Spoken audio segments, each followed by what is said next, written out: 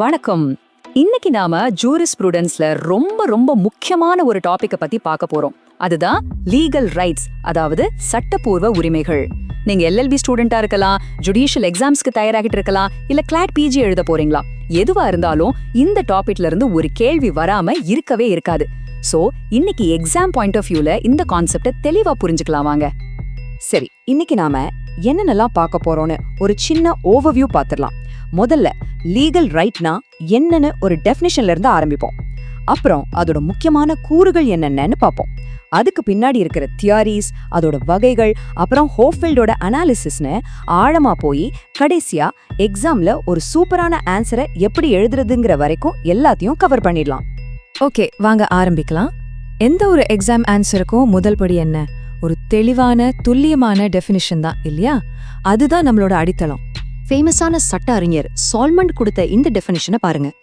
இதுல ரெண்டு விஷயத்தை தான் அவர் ஹைலைட் பண்றார். ஒன்னு, சட்டம் அங்கீகரிக்கிற ஒரு நலன், அதாவது இன்ட்ரெஸ்ட்.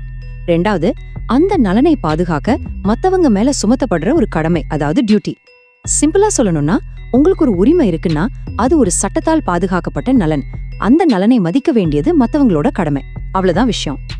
இன்னும் சிம்பிளா சொல்லணும்னா, ஒரு லீகல் ரைட்னா என்னன்னு 4 விஷயங்கள்ல அடக்கிடலாம். முதல்ல, அது சட்டத்தால பாதுகாக்கப்பட்ட ஒரு இன்ட்ரெஸ்ட். ரெண்டாவது, உங்களுக்கு ஒரு உரிமை இருந்தா ஆட்டோமேட்டிக்கா மத்தவங்களுக்கு ஒரு கொரஸ்பாண்டிங் டியூட்டி வந்துரும். மூணாவது, உங்க உரிமை மீறப்பட்டா நீங்க கோர்ட்டுக்கு போய் அதை என்ஃபோர்ஸ் பண்ண முடியும். நாலாவது, அப்படி மீறவங்களுக்கு சட்டம் ஒரு சாங்ஷன், அதாவது ஒரு தண்டனையோ அல்லது அபராதத்தையோ கொடுக்கும். சரி, இப்போ ஒரு முக்கியமான கேள்வி. லீகல் ரைட்ஸ்க்கும் மாரல் ரைட்ஸ்க்கும் என்ன வித்தியாசம்? இது எக்ஸாம்ல அடிக்கடி கேட்கிற ஒரு பாயிண்ட். லீகல் ரைட்ஸை அரசாங்கம் கோர்ட் மூலமா அமல்படுத்தும். ஆனா மாரல் ரைட்ஸ் அப்படி இல்ல.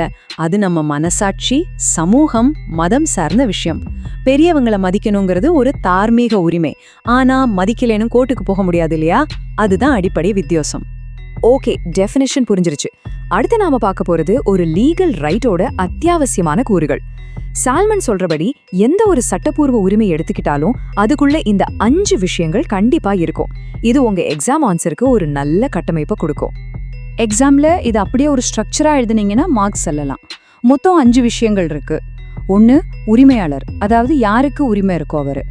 2, கடமைப்பட்டவர், யாரு அந்த உரிமையை மதிக்கணுமோ அவரு.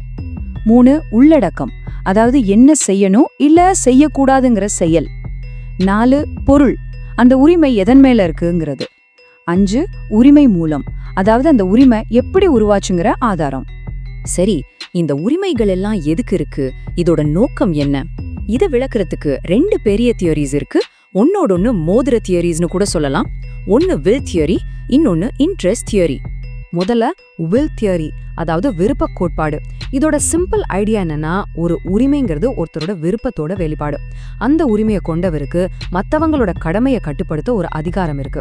நீங்க ஒருத்தருக்கு கடன் கொடுத்திருந்தா அதை கேட்கறதும் உங்க விருப்பம், வேணான்னு தள்ளுபடி செய்யறதும் உங்க விருப்பம். இது தனி மனித சுதந்திரத்துக்கு முக்கியத்துவம் கொடுக்குது. இதுக்கு நேர்மாறா இருக்கிறது தான் இன்ட்ரெஸ்ட் தியரி, அதாவது நலன் கோட்பாடு.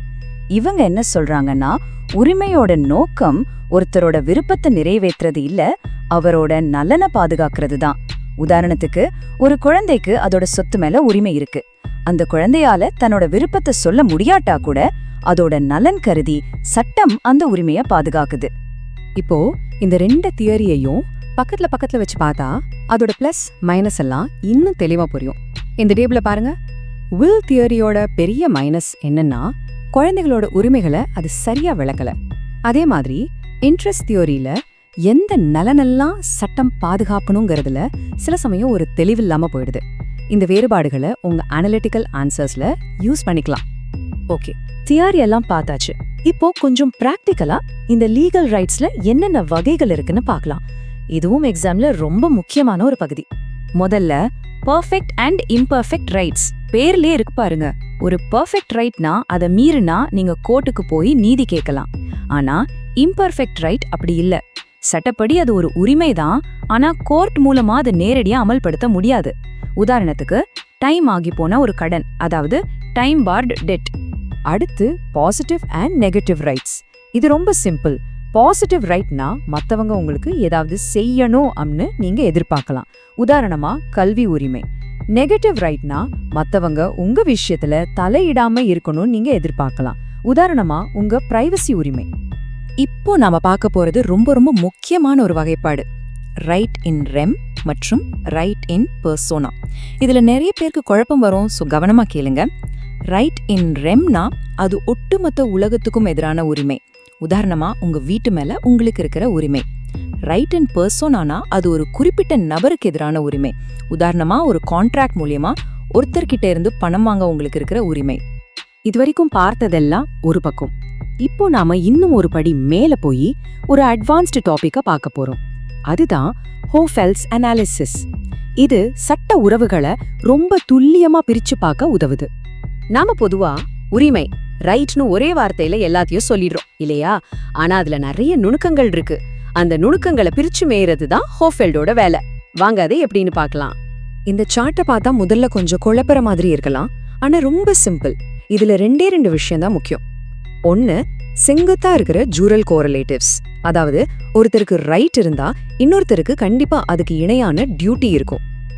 இன்னொன்னு, குறுக்கா இருக்கிற ஜூரல் ஆப்போசிட்ஸ்.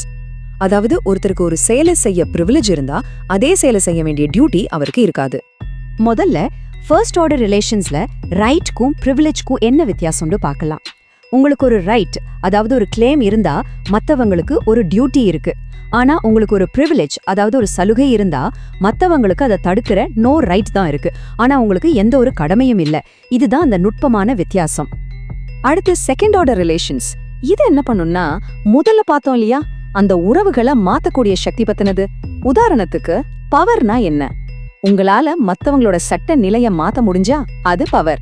நீங்க ஒரு உயில் எழுதுறது மூலமா சொத்து யாருக்கு போகணும்னு முடிவு பண்றீங்க இல்லையா, அதுதான் பவர். அதே மாதிரி இம்யூனிட்டினா உங்க சட்ட நிலைய மத்தவங்களால மாத்த முடியாது. நம்மளோட அடிப்படை உரிமைகள் ஒரு நல்ல உதாரணம். வாவ், நிறைய விஷயங்கள் பார்த்திருக்கோம் இல்லையா?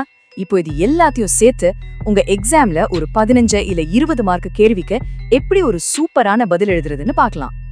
ஒரு பெர்ஃபெக்ட்டான பதிலுக்கு இந்த ஃபார்முலாவை ஃபாலோ பண்ணுங்க. முதல்ல ஒரு இன்ட்ரோடக்ஷன் கொடுங்க. அடுத்து சால்மண்டோட டெஃபினிஷன், அதோட 5 கூறுகள். அப்புறம் வில் மற்றும் இன்ட்ரெஸ்ட் தியரியை ஒப்பிட்டு எழுதுங்க. முக்கியமான வகைப்பாடுகளை விளக்கிட்டு கடைசியா ஹோஃபெல்டோட பகுப்பாய்வையும் சேர்த்து ஒரு நல்ல முடிவுரையோட முடிச்சிங்கன்னா கண்டிப்பா முழு மதிப்பெண்கள் கிடைக்கும். நிறைய படிச்சாச்சு, ஆனா சட்டம் எப்பவும் வளர்ந்துகிட்டே இருக்கிற ஒரு துறை. அதனால கடைசியா உங்களுக்கு ஒரு கேள்வி. நம்ம இன்னைக்கு படிச்ச இந்த அடிப்படை விஷயங்கள் எல்லாம் ஆர்டிஃபிஷியல் இன்டெலிஜென்ஸ், டேட்டா பிரைவசி மாதிரி புது புது சவால்களுக்கு எப்படி பொருந்தும்? இதை பத்தி யோசிச்சு பாருங்க. மீண்டும் சந்திப்போம். நன்றி.